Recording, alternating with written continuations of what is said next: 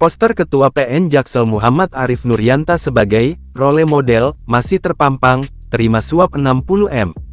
Poster Ketua PN Jaksel Muhammad Arif Nuryanta yang menyebut dirinya sebagai role model panutan masih terpampang di dekat ruang sidang utama Pengadilan Negeri Jakarta Selatan PN Jaksel. Muhammad Arif Nuryanta disebut sebagai role model PN Jaksel.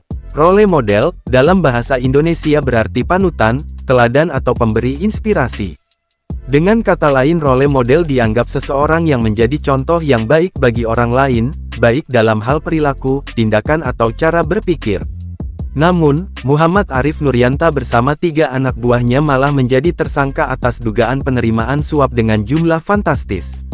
Muhammad Arif Nuryanta sendiri disebut menerima dugaan suap ekspor minyak mentah atau crude palm oil (CPO) mencapai 60 miliar rupiah. Ia bersama 3 hakim Pengadilan Negeri Jakarta Pusat yakni Juyamto selaku Ketua Majelis Hakim, Agam Syarif Baharudin selaku Hakim Anggota, dan Ali Muhtarom sebagai Hakim Ad hoc. Selain Muhammad Arif Nuryanta, ketiga hakim anggota itu diduga menerima 22,5 miliar rupiah dalam kasus suap dan gratifikasi vonis lepas atau onslak terhadap 3 terdakwa korporasi ekspor crude palm oil (CPO).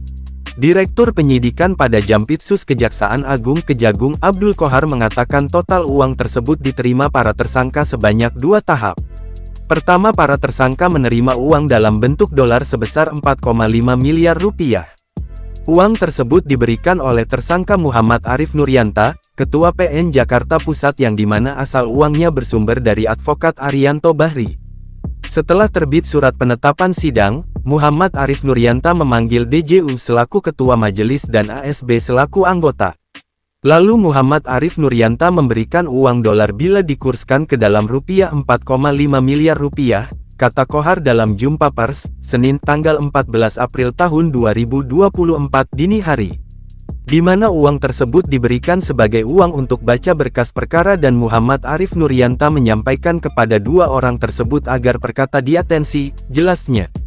Setelah menerima uang dari Arif, Agam dikatakan Qohar memasukkannya ke dalam goodie bag yang kemudian dibagikan untuk dirinya, Juyamto dan Ali secara merata.